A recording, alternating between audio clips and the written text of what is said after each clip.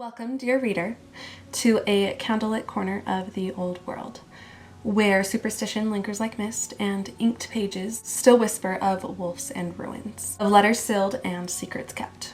Together, we'll read through the shadows of Bram Stoker's Dracula, chapter by chapter, hearthlight by hush. So brew something warm, light a candle if you like, and let's step quietly into the dark.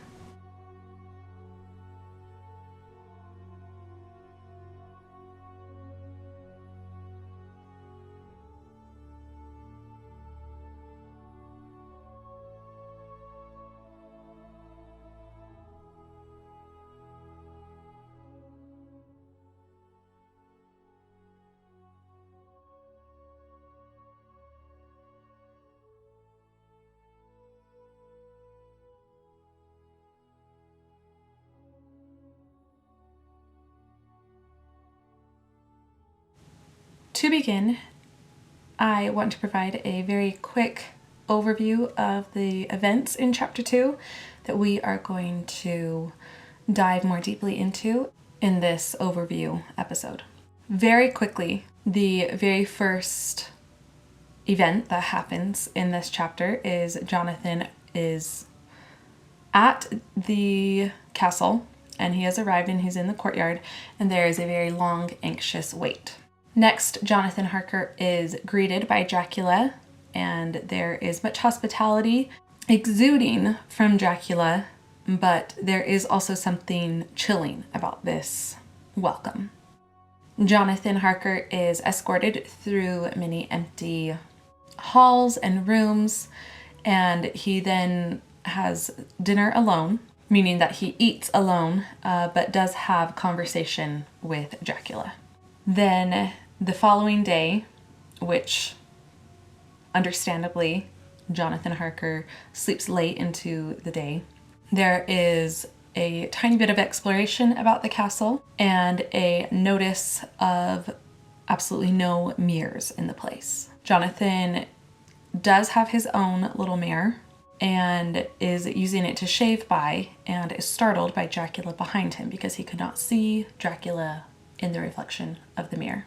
There is this strange, violent reaction where Dracula reaches for Jonathan's throat, is stopped, or hesitates when he touches the beads of the crucifix, makes some remarks about how Jonathan nicked himself with his blade because it was the mirror being a poor instrument, and he throws it out the window, Dracula does, and destroys it. And the end of the chapter ends with Jonathan realizing that the only means of escape from this castle seem to be the windows. Most doors are locked. He feels like a prisoner. So to get more intensely into those details, Chapter 2 spans from the 5th of May to the 8th. As I said, Jonathan and a driver have arrived in a courtyard, which is gloomy, and Jonathan notes the massive old stones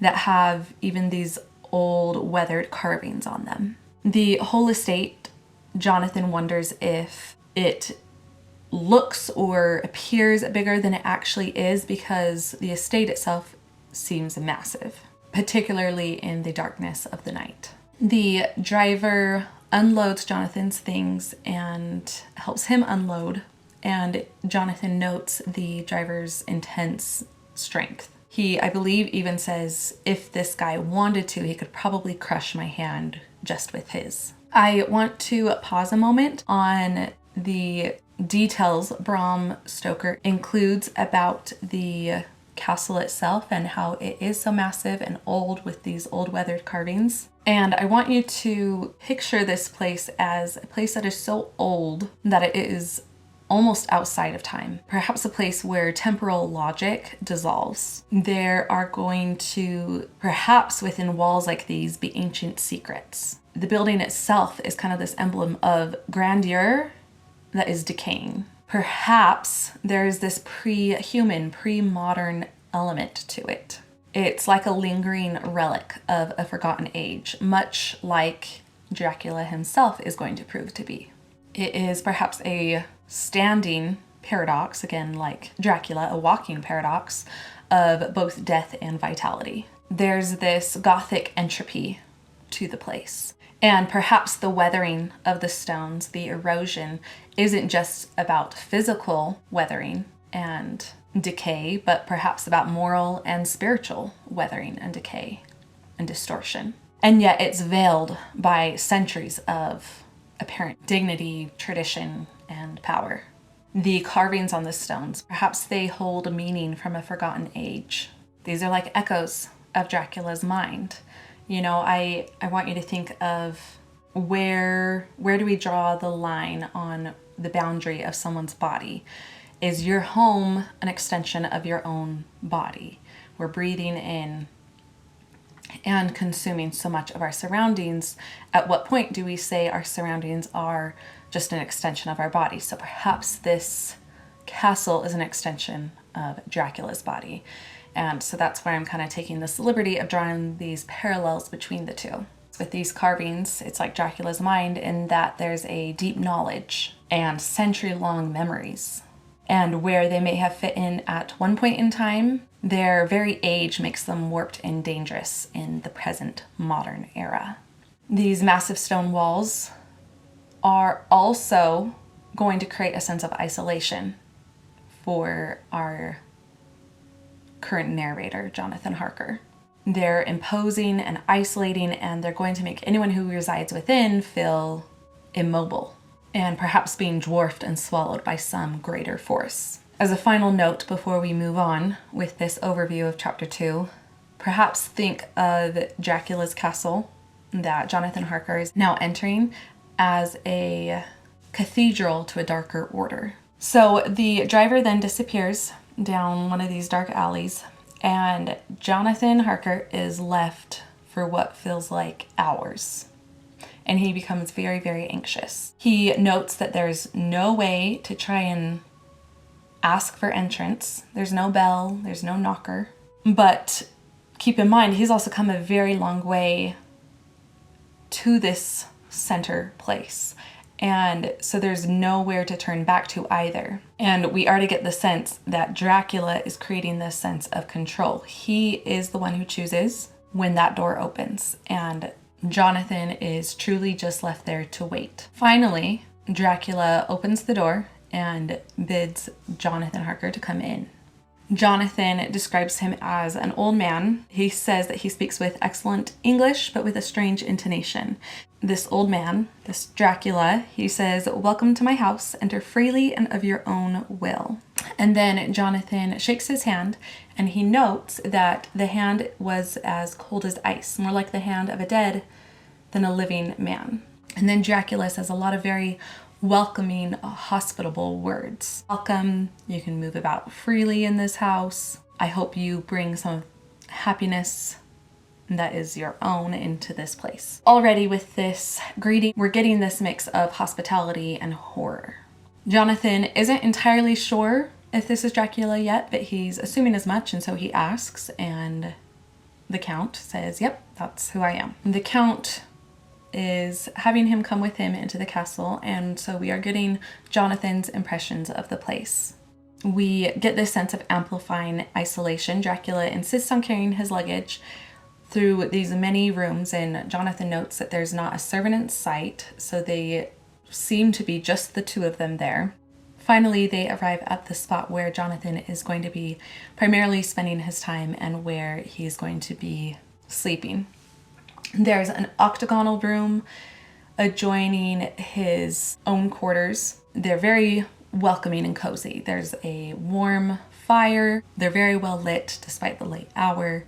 And Dracula says, take time to refresh yourself, and then you can come into this other room where you will find some supper prepared for you. So Jonathan does so. He remarks that he is hungry, so he goes into the room where Dracula says his meal is prepared. And Dracula does not join Jonathan in eating, but he does want to have conversation with him. Dracula says he's not going to eat because he already dined. We're going to see that this is a recurring excuse throughout Jonathan's narratives. In this part of the chapter, Jonathan does note the Count's, I believe the way the word is pronounced is physiognomy, which refers to this Victorian belief that you could infer someone's character based off of their facial features. And so the description that Bram Stoker then proceeds to give of Dracula, or rather that Jonathan narrates about Dracula, is perhaps meant to heighten the sense of Dracula's innate evil. And so this is the way the textual Dracula is described. His face was strong, very strong, aquiline, with high bridge of the thin nose and peculiarly arched nostrils, with lofty domed forehead and hair growing scantily round the temples, but profusely elsewhere. His eyebrows were very massive, almost meeting over the nose, and with bushy hair that seemed to curl in its own profusion. The mouth, so far as I could see it, under the heavy mustache, was fixed and rather cruel-looking, with peculiarly sharp white teeth. These protruded over the lips, whose remarkable ruddiness showed astonishing vitality in a man of his years.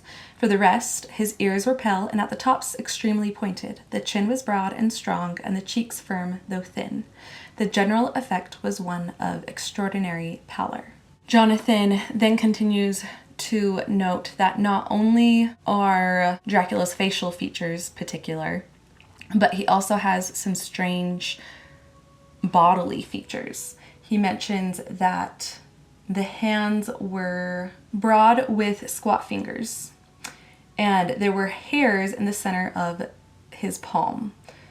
The nails long and fine, cut to a sharp point. The Count even smiles at Jonathan, and Jonathan again notices how sharp his teeth are. And it's after this that he notices some dawn light outside, so he's been up all through the night. At that same moment, he hears some wolves howling. And Dracula says something that's almost like this endearing note about the wolves. He says, "Listen to them, the children of the night, what music they make." And Jonathan does kind of make a face. And Dracula says, "Oh, you're a city dweller. You can't know the heart of a hunter." And so I feel like already we're getting this admittance from Dracula that he has sympathy for predators because he is one himself. They wrap up. Jonathan goes to bed. He sleeps most of the day, understandably. And then when he wakes, there's a note from Dracula saying he has to be absent for a while and tells Jonathan not to wait for him. So Jonathan does explore the castle a bit. He notes how there is such wealth and richness here. And because of that, he notices some of the deficiencies that it has are very odd. There's no bell to ring for a servant to help him with anything. Or there are no mirrors within the place. He notes many of the costly and beautiful fabrics that must be centuries old but are somehow in excellent order. What he does notice is very well stocked is a library. This library is filled to the brim with English, not only English literature, but even just things like train timetables. So it's very clear that Dracula is very studiously trying to become very, very familiar with English culture and language. He at one point mentioned that he wants to be able to speak it so well with no accent so that no one will treat him as a stranger to the land, but so that he can integrate into English society seamlessly. And you can see that Dracula, he's wanting to be anonymous when he finally moves to England. He is not wanting to be noticed.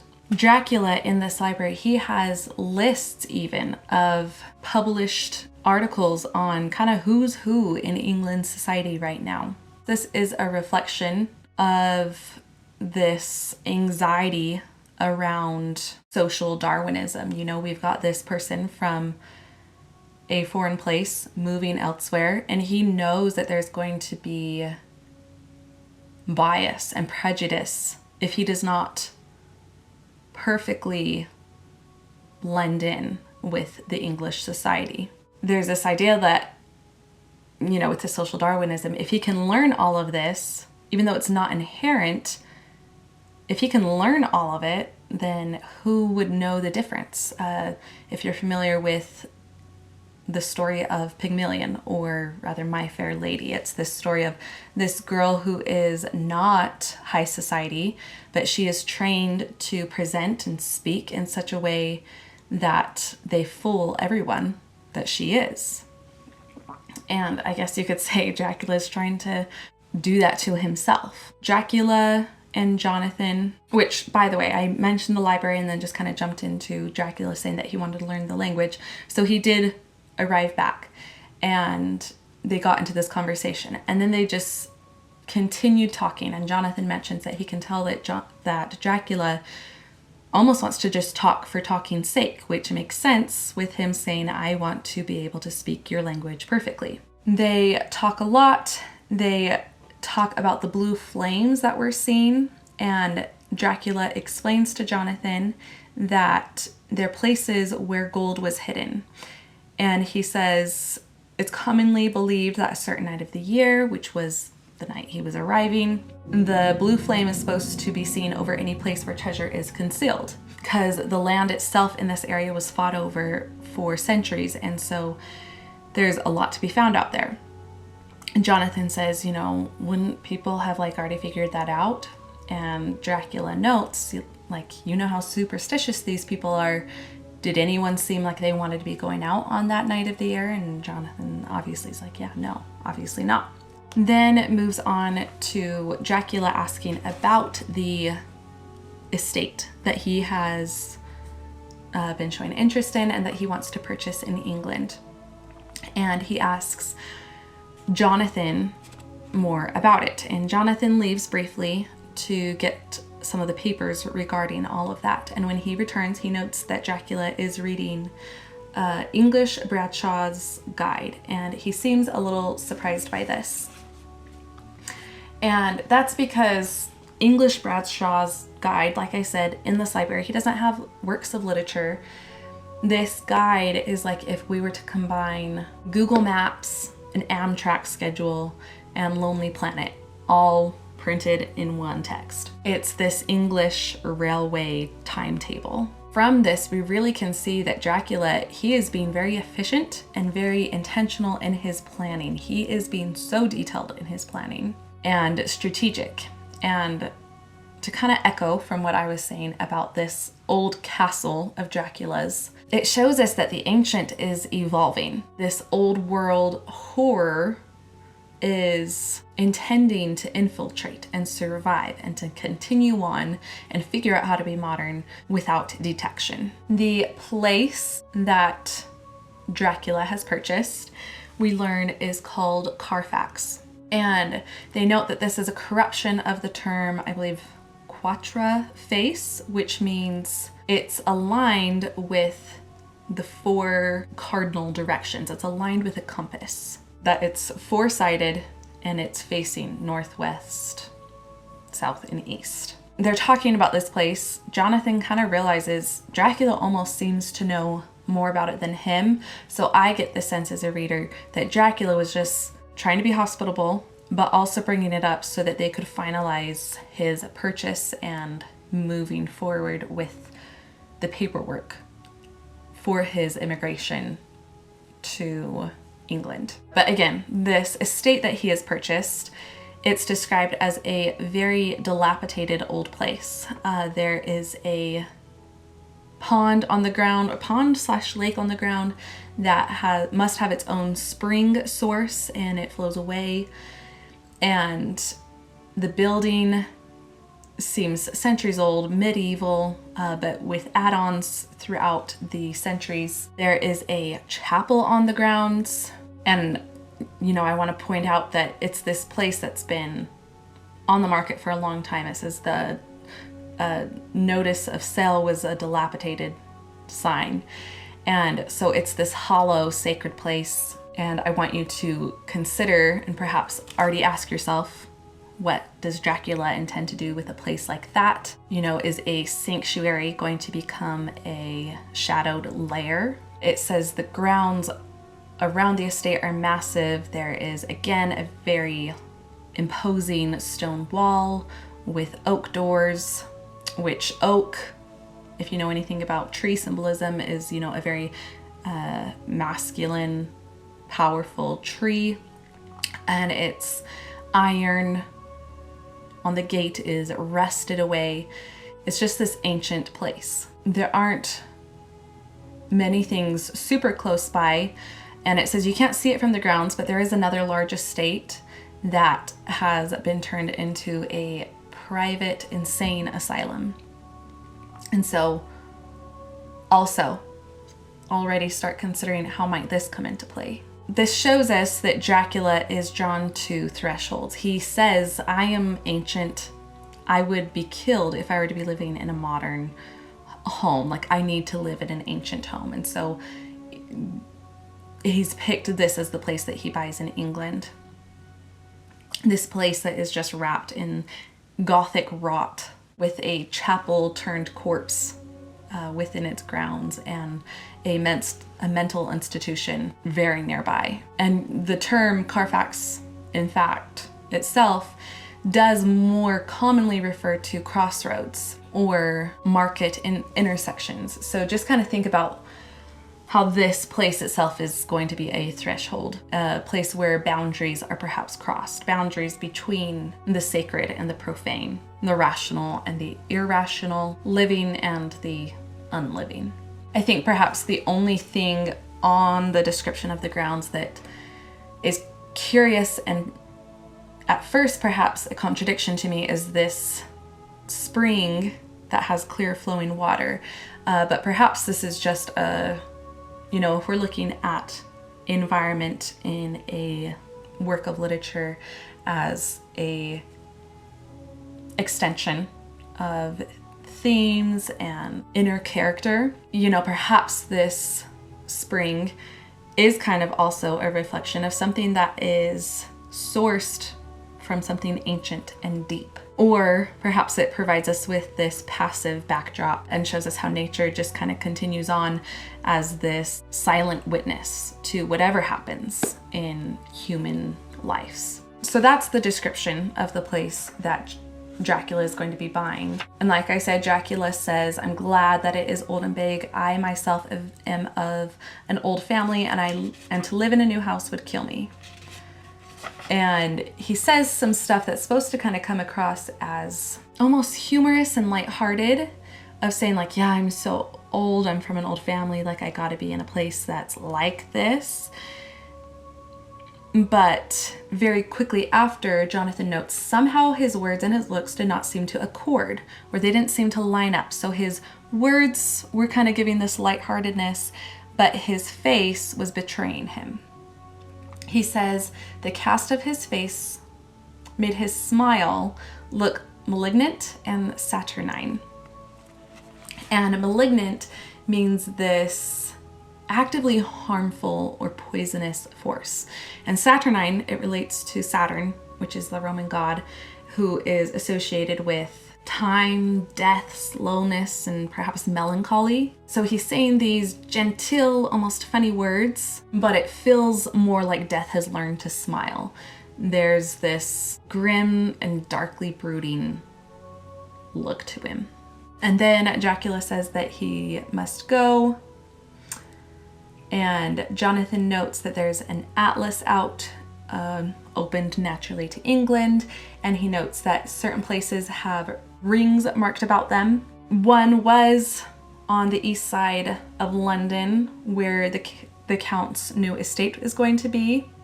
But they're also in different places, like Exeter and Whitby and Yorkshire, or on the Yorkshire coast. Dracula is gone for what seems to be an hour, and then he returns and says, hey, your food is ready. He again says, oh, when I was out, I already ate, so I'm not gonna eat with you. And Jonathan kind of starts to note like, I have never seen him eat. And they continue to talk, and it's almost dawn again. So again, Jonathan has been kept up through the night and is going to have to sleep throughout the day. And there's an interesting note on this rising of the sun, or the coming of dawn. And it says, people who are near death die generally at the change to dawn or to the turn of the tide. Anyone who has, when tired and tied, as it were, to his post, experienced this change in the atmosphere, can well believe it. And then it says they hear the crowing of a rooster. That's when Dracula realizes, oh, it's morning. I've kept you up all night. I didn't realize how time was flying. You gotta stop talking about my new country of England with such interesting details because I just want to keep talking about it. They separate. Jonathan goes to his room, pulls the curtains so that he can go to sleep. The next entry we get is the 8th of May. This diary entry from Jonathan is fairly short. He mentions that he thinks perhaps Dracula is the only person here. And he says, I'm gonna try and not let my imagination get away from me, but I need to enter somewhere, I need to log somewhere what happened. And he talks about how he's only slept a few hours and then he got up and he got his own little mirror out so that he could shave. He is startled because he's looking in the mirror shaving, and then Dracula's hand touches him and greets him with a good morning, and it surprises Jonathan so much, is my understanding, that he slightly cuts himself. And he is so shocked because he's looking in the mirror and he did not see Dracula, but clearly Dracula is there. He's just put his hand on his shoulder. And then with this cut comes a really strange, violent moment in reaction. It says that Dracula gets this almost demonic look in his eyes and he lunges for Jonathan's throat. Jonathan obviously retreats a little bit, and so Dracula's hand touches the beads that have the crucifix on them. So again, it doesn't say rosary, but I think we can interpret this as a string of rosary beads that the innkeeper's wife at the Golden Crone Hotel gave to him.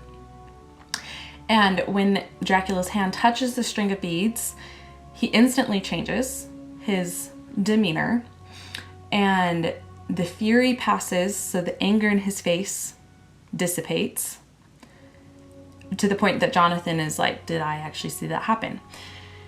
And then Dracula kind of covers that moment with saying like, oh, you better be careful. This mirror, terrible contraption.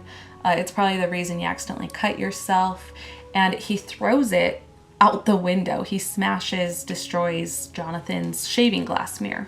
It says it shatters into 1,000 pieces on the stones of the courtyard far below. And then Dracula leaves. And Jonathan, which I'm surprised he's not like a little bit more rattled, but he says he's annoyed because he's like, how am I gonna shave now? Then Jonathan goes into the dining room. He finds breakfast, but the Count is not there, so he eats alone. This is where he remarks like, I haven't seen Count Dracula eat or drink anything. And he notes that he's a very peculiar man. He says that when he's around him, he has this vague feeling of uneasiness. The chapter ends with Jonathan noting that he explores the castle a little bit more. He goes on stairs and finds a room looking towards the south, and he notes that it's really beautiful view. It's magnificent, but he also notes that the castle is on the edge of a precipice. So if something were to be dropped, it would not touch anything for 1,000 feet. He notes that he can see silver threads of rivers and the tops of the trees in the green forest and these deep gorges, but he really doesn't have the heart to see it all as beautiful or to describe it in more beautiful detail, because he continues to explore and door after door after door continues to be locked. And he notes the only open exits for him are these windows that are, you know, if you were to exit through a window, they're deadly. And the chapter ends with him saying, in no place save from the windows in the castle walls is there an available exit. The castle is a veritable prison, and I am a prisoner. And that concludes chapter 2. So by the end of this chapter, it's very clear his initial hope has curdled into dread, and we're fully into the Gothic suspense. A quick note before we end this overview video. I want to point out that with Dracula not being visible in a mirror, at the time, perhaps it was more understood that mirrors are a symbol of the soul and truth. And so the fact that Dracula does not have a reflection reflects that there's this lack of humanity to him, or that he is spiritually void.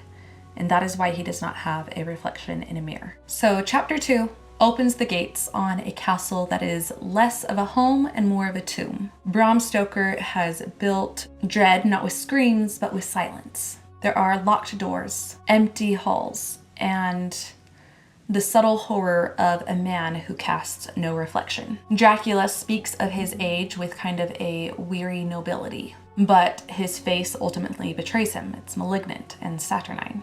Though his words are courteous, his presence is ultimately unnatural. The warmth of hospitality cannot mask the coldness of death. Jonathan Harker has come to finalize legal documents, but he's found a house instead without time, a prison without bars, and a host that has a current of violence brewing beneath his exterior.